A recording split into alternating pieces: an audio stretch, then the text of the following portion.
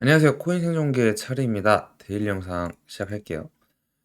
비트코인이 이번에 이스라엘 전쟁 얘기가 나오면서 이란 이스라엘이라고 하는 게 맞겠죠?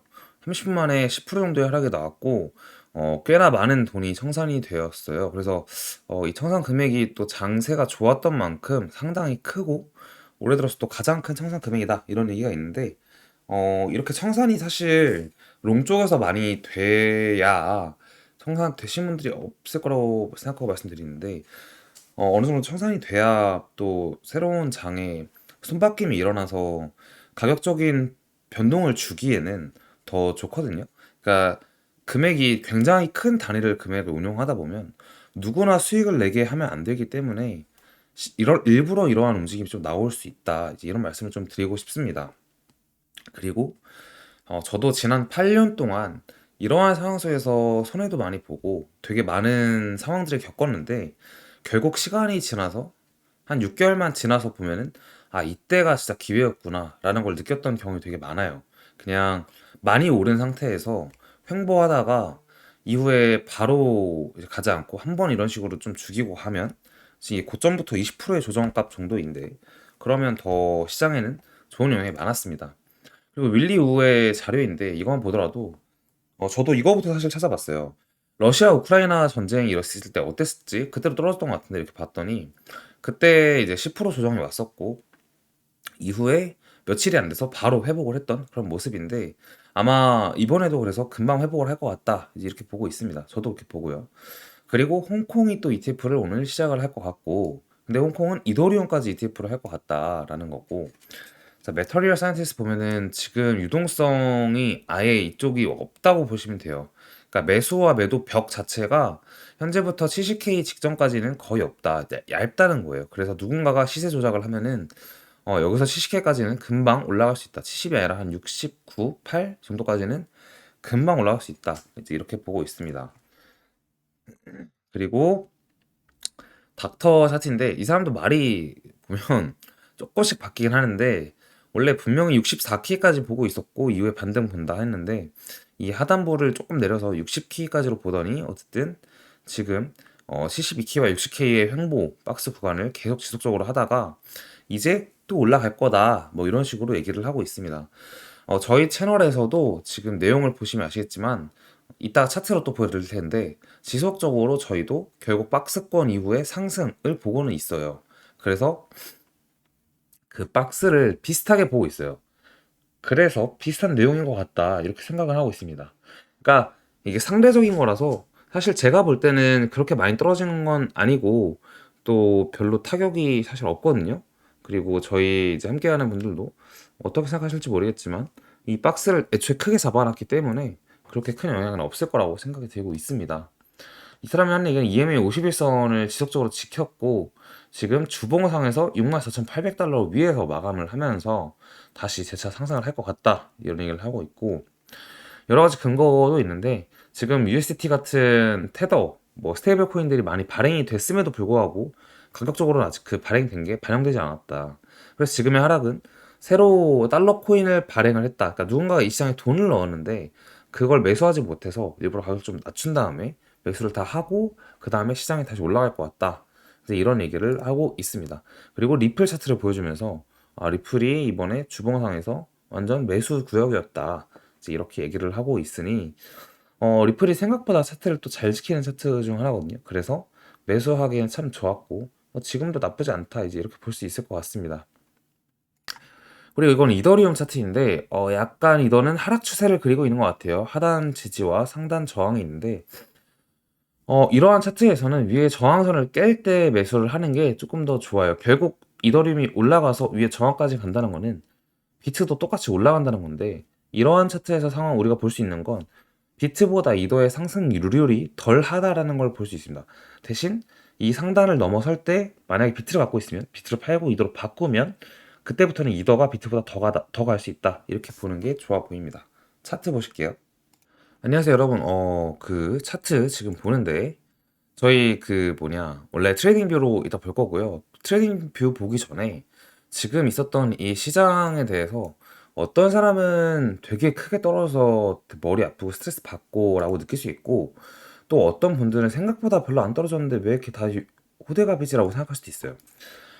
자, 바이낸스 기준을 보면 고점부터 저희는 20% 정도 떨어졌어요. 사실 20%면 크게 떨어진 건 맞고요. 지금 더블 바텀 형식으로 보여질 수 있습니다. 딱 봐도 캔들상 이러한 하락이 작지 않다, 작지 않은 하락이다, 좀 큰 하락이다라고 볼 수 있습니다. 근데 이제 업비트로 보면 가격적으로 1억 200만 원에서 저점이 9억 5천만, 아니 9,500만 원 이렇게니까, 그리고 지금의 가격이 거의 9,900만 원이면은 1억에서 1,000만 원밖에 차이가 안 나요. 근데 여기서는 사실상 더 큰 차이를 캔들상으로 딱 대충 봐도 우리는 바이낸스로 봤을 때는 좀 더 크게 볼 수 있다, 하락에 대해서. 자, 그게 왜 그러냐? 이 보시면 글로벌 시세와 8% 이상 가격 차이 발생. 그러니까 한국의 가격이 바이낸스의 가격보다 8% 이상 비싸다. 그러니까 I am 김프예요. 이제 이런 건데, 김프라고 우리가 표현을 하는데 결국 한국에서의 매수세가 더 강하다, 혹은 현재 상황에서 매도세가 덜하다, 이렇게 해석을 할 수 있습니다. 근데 저희 이제 어머니께서 나름 주식을 진짜 한 20몇 년, 30년 30년? 30년이 넘네요. 한 40년 정도 하신 것 같은데, 막 하시고 이러면서 이제 비트코인에 대해서 저한테 얘기를 할 때 그런 얘기를 하세요. 아들, 내가 볼 때는 이게 시간이 지나면 사고 싶어도 살 수 없다. 그리고 팔고 싶을 때 팔 수 있는 조금씩 그런 자산이 될 것 같아라는 얘기를 거의 한 6년 전부터 하셨는데, 호가창을 보면 요새 어머니께서 하신 말씀이 이해가 돼요. 저도 분명히 그런 비전을 보고 있었지만 어디 가서 말은 할 수 없었고, 그런 세상이 언제 올까라는 생각만 했는데 꽤 많이 왔음이 느껴집니다. 이렇게 호가창 보면 옛날에는 뭐 몇 비트 몇십 비트씩 있었는데, 그래도 이렇게 딱 한눈에 봤을 때 지금은 아예 없잖아요. 그래서 김투가 유지가 되는 것 같다, 그런 생각이 좀 듭니다. 차트 이제 보겠습니다. 자, 비트 차트 보기 전에 일단 금 차트부터 보면 결국은 이제 거시적으로는 금을 따라갔었어. 그러니까 금이 선행하는 경우가 굉장히 많았어요. 코로나 때도 금이 먼저 올랐고요. 언제죠? 2020년입니까? 네, 이때 금이 박살나고 나서 이때도 금이 먼저 올랐고 비트도 이 금을 다 따라갔습니다. 근데 이번에도 사실 그 전쟁 얘기가 나왔을 때 결국 비트만 생쇼하면서 떨어졌고 금은 올랐어요. 그래서 비트도 오르지 않을까라는 생각을 당연히 합리적으로 할 수 있고, 현재 저희 지난 영상에서 이 보라색 선을 지지로 잡고 이탈할 때 정리해도 늦지 않다라는 얘기를 드렸는데, 아직까지 이 선 기준으로는 위에가 68,000이니까 뭐 지금 사도 이 선 이탈했을 때 팔았다면 싼 겁니다. 그렇게 보면 되고, 이 박스권 우리는 횡보를 한다라고 할 때 지속적으로 결국 이 박스권 안에 있는 거를 육안으로 확인할 수 있죠. 이 박스의 시작은 3월 1일이었고 지금이 4월이니까 아직 한 달밖에 이 가격에 있지 않았다. 거의 체감상으로는 뭐라고 해야 될까? 가격 조정은 위아래 20% 구간인데 이게 기간 조정으로 한 달이다 보니까 스트레스 많이 받으시는 분들이 꽤나 있다고 생각이 듭니다.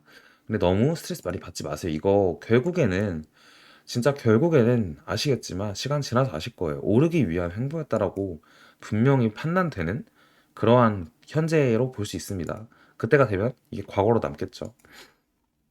그래서 위에 상단으로는 이제 이렇게 저항선이 있고 하단으로는 파란색 채널 이렇게 있어서 결국은 이게 확장 채널인데, 이 확장 채널 특징은 위에 저항을 뚫는 순간에는 완전 날아가는 채널이 됩니다. 그래서 이렇게 보면 되고, 이 확장 채널 안에 우리는 횡보 박스권 구간에 갇혀 있다, 이렇게 보시는 게 좋아 보입니다. 그래서 이제 손절 같은 경우에는 이 하단부를 1차적으로 잡고 이제 최하단 최고 그 손절 라인 맥심으로 잡는 건 이 지지선, 이 파란색 지지선으로 잡는 게 좋아 보인다. 지금으로는 53,000달러 정도인데 단기적으로 이 아래 선은 66,600달러 정도로 붙으면 된다. 위에 익절 또한 위에 상단선으로 익절 라인을 잡으면 되겠다, 이렇게 말씀을 드리고 싶습니다. 도미너스를 본다면 일단 비트가 떨어질 때 도미너스 올랐어요. 알트가 거의 많이 떨어지긴 했잖아요. 근데 이 또한 사실 비트보다 저는 알트를 보면서 깨달았어요. 아, 진짜 다음에 결국 한 번 이상 올 알트 장이 너무 기대가 되네. 저는 솔직히 이런 생각을 했었어요. 이게 뭐 저는 영상을 작년 거, 재작년 거 정말 한두 편이라도 보신 분들은 아시겠지만, 저는 막 그러니까 비트코인에 대한 비전으로는 긍정론자인데 이런 상황들, 현재 차트나 국제 정세를 봤을 때는 완전 낙관론자는 아니에요. 그러니까 딱 중립을 유지하고 얘기를 드리고 싶고, 그리고 차트적으로 봤을 때는 더더욱 더 그러고 싶습니다. 그리고 막 희망회로를 굴리는 걸 좋아하지도 않는데, 저는 이번 하락 때 그런 생각이 들었어요. 와, 이거 털릴 사람 다 털리고 알트 나중에 오를 때 또 아무도 못 사겠네? 라는 생각을 분명하게 했습니다. 그래서 너무 힘들어하지 않았으면 좋겠고, 이 어차피 올해가 4개월밖에 안 지났어요. 남은 기간이 또 8개월이 남았잖아요. 그 기간 안에 분명하게 더 훨씬 큰 수익을 가져가는 시장이 올 거니까, 물려서 마음 아프다고 너무 막기 힘들어 하시지 마세요. 저는 제가 시장에 있으면서 제일 많이 깨달은 건, 내가 투자를 해서 손해를 보든 이득을 보든 원하는 시기와 가격에 팔아야 하는 그 상황까지 기다리는 그 기간이, 어떻게 그 시간을 잘 보내냐, 막말로 그냥 하루 종일 게임하면서 보내냐, 아니면 하루 종일 우울하면서 보내냐, 내가 사랑하는 가족이랑 시간을 보내냐, 이런 거에 따라서 내가 수익을 보고 있어도 버텨야 되거든요. 손가락을 참아야 되고, 손해를 보고 있으면 나의 우울한 감정과 그 스트레스, 예민함을 버텨야 되고, 그 시간을 어떻게 버티냐가 제일 중요한 것 같아요. 그러니까 가급적 너무 힘들어하지 않게 잘 보내시기를 추천드립니다. 감사합니다.